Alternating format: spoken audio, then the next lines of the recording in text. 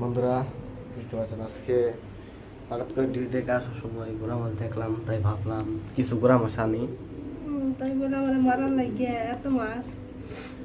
এই আজকে মনে হয় সারাদিনে লাগবে এটি বাঁচতে।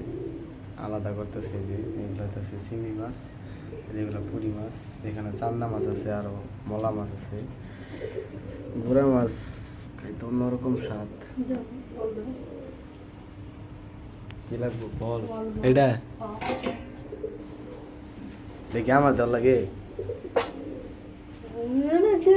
তুমি খালি বয়ে থাকবা, তুমি কিছু করতেছ, তুমি আইছো তুই করবা না, এটা যদি মাছ নিয়েছ মারার লেগে সারাদিন তো লাগবে। আমার কর্ম